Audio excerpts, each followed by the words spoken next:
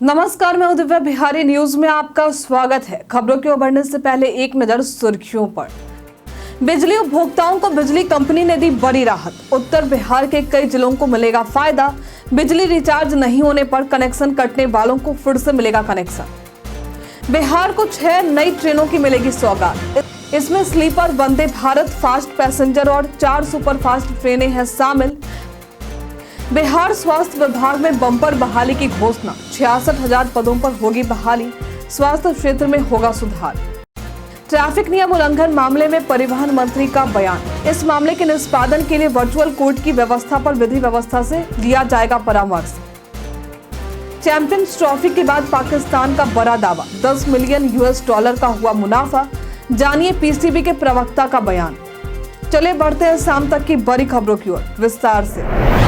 बिहार को 6 नई ट्रेनों की मिलेगी सौगात। इस साल रेलवे द्वारा बिहार को 6 नई ट्रेनों की सौगात दी जाएगी, जिसमें sleeper, Vande Bharat express, fast passenger और 4 सुपरफास्ट ट्रेनें शामिल हैं। ये दोनों व्यस्ततम मार्गों पर चलेंगी, जैसे पटना से दिल्ली, पुणे, बेंगलोर और हैदराबाद। पटना और गया के बीच भी एक फास्ट पैसेंजर ट्रेन शुरू की जाएगी। नई ट्रेनें पटना के राजेंद्र नगर टर्मिनल और दानापुर स्टेशन से चलाई जाएंगी। इसके अलावा रेलवे द्वारा वेटिंग लिस्ट की समस्या को कम करने के लिए इन मार्गों पर अतिरिक्त ट्रेनें और स्पीड बढ़ाने के प्रयास किए जा रहे हैं। स्मार्ट मीटर रिचार्ज नहीं होने से कनेक्शन कटने वालों के लिए बड़ी राहत। North Bihar power distribution company limited ने बिजली उपभोक्ताओं को राहत देते हुए स्मार्ट मीटर रिचार्ज न होने या अधिक बकाया राशि के कारण काटे गए कनेक्शन को पुनः जोड़ने का निर्णय लिया है। ये निर्णय मुजफ्फरपुर, सीतामढ़ी, शिवहर, पूर्वी चंपारण और पश्चिमी चंपारण जिलों के लगभग 2.17 लाख उपभोक्ताओं के लिए है। कंपनी ने इन जिलों में smart metering installation agency MS secure limited के माध्यम से ये कार्रवाई की। बिहार में स्मार्ट मीटर की संख्या 65 लाख से ज्यादा हो चुकी है, जिसमें राज्य स्मार्ट मीटर लगाने में अग्रणी बन गया है। बता दें कि अब बकाया राशि के कारण कटे हुए मीटर को केवल 100 रुपए के रिचार्ज से चालू किया जा सकेगा। इसके बाद बकाया राशि में से 25% प्रतिदिन की खपत से काटा जाएगा। पहले के 300 दिन की सीमा को खत्म कर नया नियम लागू किया गया है, जिससे उपभोक्ताओं को बकाया चुकाने में राहत मिलेगी। उपभोक्ता बिजली विभाग की वेबसाइट या ऐप से रिचार्ज कर सकते हैं। इस जिले में 24 से 25 मार्च को जॉब कैंप का हो रहा है आयोजन। बिहार सरकार के श्रम संसाधन विभाग द्वारा 24-25 मार्च को दरभंगा में जॉब कैंप का आयोजन किया जाएगा।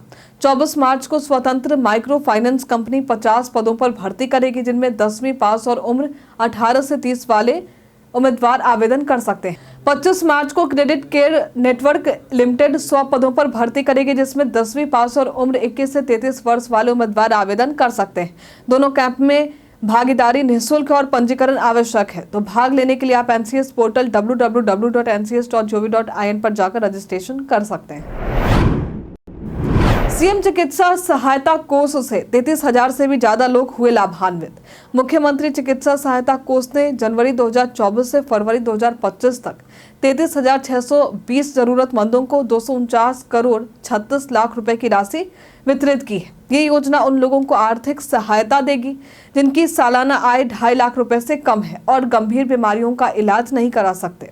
हर महीने औसतन 3,100 आवेदन आते हैं, जिनमें से 25 से 30% आवेदन छोटी गलतियों के कारण अस्वीकृत हो जाते हैं। योजना का लाभ लेने के लिए आय प्रमाण पत्र, आधार कार्ड, अस्पताल से प्राक्कलन और चिकित्सा पुर्जा जैसे जरूरी दस्तावेजों के साथ आवेदन करना होता है।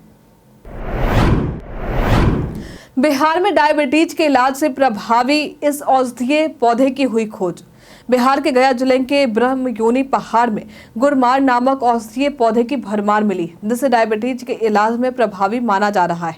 ETV के मुताबिक मगध विश्वविद्यालय के शोधकर्ताओं ने इस पौधे की खोज की है, जो शुगर लेवल को नियंत्रित करने में मदद करता है। गुरमार का इस्तेमाल आयुर्वेद में भी किया जाता है और ये CSIR की दवा BGR 34 में भी पाया जाता है। इसके संरक्षण और संवर्धन की योजना बनाई जा रही है ताकि ये लुप्त न हो जाए। बिहार सरकार के मंत्री डॉक्टर प्रेम कुमार ने इस पौधे के संरक्षण के लिए कदम उठाने की बात की है। बिहार के स्वास्थ्य विभाग में 66,000 पदों पर बम्पर बहाली। बिहार में स्वास्थ्य मंत्री मंगल पांडे ने स्वास्थ्य विभाग में 66,108 पदों पर बम्पर बहाली की घोषणा की, जिसमें 38,733 नियमित पद शामिल हैं।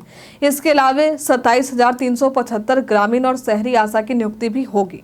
7 जिलों में नए मेडिकल कॉलेज खोले जाएंगे और 1,500 से अधिक नए अस्पताल, जिसमें 100 बिस्तरों वाला शिशु रोग अस्पताल और कैंसर अस्पताल भी शामिल है। स्वास्थ्य विभाग में फार्मासिस्ट, एक्सरे टेक्नीशियन, शल्य कक्ष सहायक जैसे पदों पर भर्ती होगी। स्वास्थ्य मंत्री ने अस्पतालों में 20,000 सीसीटीवी कैमरे लगाने की भी घोषणा की। बिहार में ये कदम राज्य के स्वास्थ्य क्षेत्र को सुधारने और रोजगार सृजन में मदद करेंगे। ट्रैफिक नियम उल्लंघन के मामले में परिवहन मंत्री का बयान। परिवहन मंत्री शीला कुमारी ने विधान परिषद में कहा है कि ट्रैफिक नियम उल्लंघन के मामलों के निष्पादन के लिए वर्चुअल कोर्ट की व्यवस्था पर विधि विभाग से परामर्श लिया जा रहा है। उसका उद्देश्य लोगों को सुरक्षित तरीके से वाहन चलाने के लिए प्रेरित करना है, न कि जुर्माना वसूलना। उन्होंने बताया कि तकनीकी गड़बड़ी के कारण कई बार गलत चालान होते हैं, जिनमें सुधार के लिए अधिकारियों को निर्देश दिया गया है। बता दें कि राजद के सुनील कुमार सिंह ने गलत चालान के मामले में मुआवजे की भी मांग की, तो मंत्री ने हल्के फुल्के अंदाज में जवाब दिया। जहानाबाद जिले में बीडीओ की ईमानदारी से 2 भ्रष्टाचारी हुए गिरफ्तार। बिहार के जहानाबाद जिले के रत्नी फरीदपुर प्रखंड में रिश्वतखोरी का मामला सामने आया। बीडीओ ने ईमानदारी से रिश्वत लेने से इनकार कर दिया, जबकि प्रखंड नाजिर दिनेश कुमार प्रभाकर और प्रखंड प्रमुख की पत्नी के पति बब्बन अंसारी को निगरानी विभाग ने रंगे हाथों पकड़ लिया। दोनों ने 40,000 रुपए की रिश्वत ली थी। ये राशि 15वीं वित्त योजना के तहत 7.48 लाख रुपए के भुगतान के बदले मांगी जा रही थी। ऑपरेटर सूरज कुमार ने भी रिश्वत मांगी थी, लेकिन निगरानी की कार्रवाई से पहले वो फरार हो गया। उसकी गिरफ्तारी की तलाश जारी है। प्रेम के खातिर पाकिस्तान से बिहार पहुंची नूर को मिली जमानत। पाकिस्तानी युवती खादिजा नूर को पटना हाईकोर्ट से सशर्त जमानत मिल गई, जो अगस्त 2022 में सीतामढ़ी जिले के इंडो नेपाल बॉर्डर पर गिरफ्तार हुई थी। ये अपने प्रेमी सैयद हैदर से मिलने के लिए नेपाल के रास्ते भारत आई थी। हालांकि उसे पहले 18 अक्टूबर 2022 को जमानत मिल चुकी थी, लेकिन कागजी प्रक्रिया और जमानतदार की समस्या के कारण वो जेल में रही। हाल ही में उसके प्रेमी और उसके भाई ने जमानतदार बनकर उसे बाहर निकाला। कोर्ट ने नूर को हर महीने कोर्ट और थाने में हाजिरी लगाने के आदेश दिए।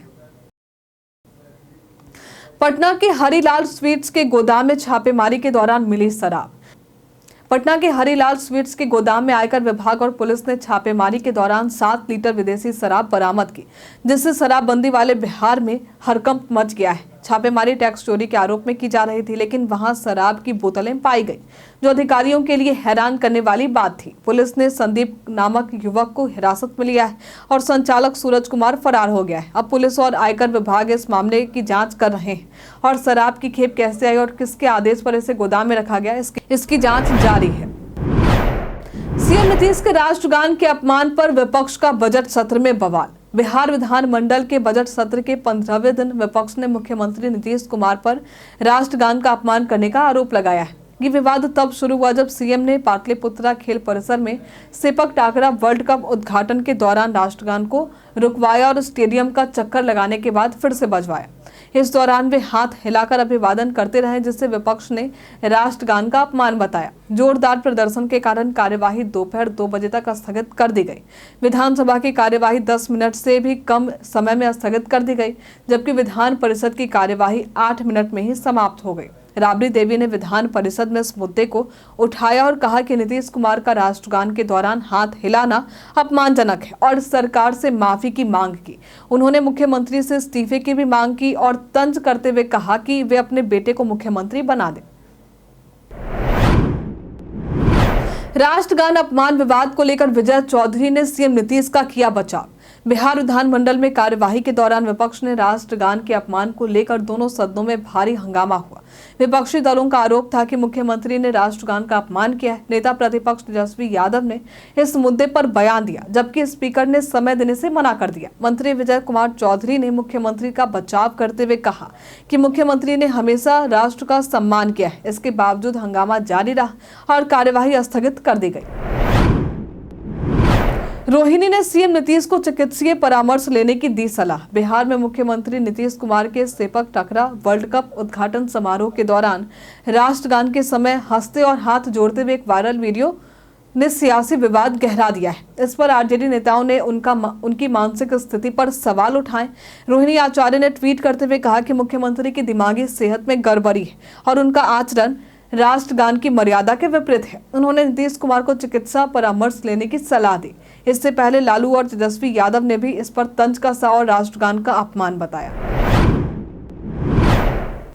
सपा और राजद के साथ आने से कांग्रेस को लगेगा झटका। बिहार विधानसभा चुनाव 2025 में सपा ने आरजेडी का समर्थन करने का निर्णय लिया है, जिससे कांग्रेस के साथ सपा के रिश्तों में तनाव बढ़ने की संभावना है। सपा के अध्यक्ष अखिलेश यादव ने कांग्रेस को छोड़कर आरजेडी का समर्थन किया है, क्योंकि उनका मानना है कि जो भी दल भाजपा को हराएगा, सपा उनका समर्थन करेगी। इससे पहले सपा ने दिल्ली में आम आदमी पार्टी का साथ दिया था। कांग्रेस बिहार में अकेले चुनाव लड़ने की योजना बना रही है, जबकि सपा की ताकत उत्तर प्रदेश में है। यदि कांग्रेस और आरजेडी अलग अलग चुनाव लड़ते हैं तो इससे सपा कांग्रेस के रिश्तों में और खटास आ सकती है। चैंपियंस ट्रॉफी के बाद पाकिस्तान का बड़ा दावा, $10 मिलियन का हुआ मुनाफा। जानिए पीसीबी के प्रवक्ता का बयान। पाकिस्तान क्रिकेट बोर्ड यानी पीसीबी ने चैंपियंस ट्रॉफी की मेजबानी से $10 मिलियन यानी 280 करोड़ पाकिस्तान रुपए का मुनाफा होने का दावा किया है। पीसीबी प्रवक्ता आमिर मीर के मुताबिक टूर्नामेंट के सभी खर्चे आईसीसी ने उठाए और बाद में ऑडिट के बाद 3 अरब रुपए मिलने की उम्मीद है। पीसीबी ने 2023-24 वित्तीय वर्ष में 10 अरब रुपए का राजस्व प्राप्त किया, जो पिछले साल से 40% अधिक है। इसके परिणाम स्वरूप पीसीबी दुनिया के शीर्ष 3 सबसे अमीर क्रिकेट बोर्डों में शामिल हुआ। बोर्ड ने स्टेडियम की स्थितियों में सुधार के लिए 18 अरब रुपए का बजट तय किया है। मीर ने बताया कि घरेलू खिलाड़ियों के वेतन में कटौती का निर्णय वापस ले लिया गया।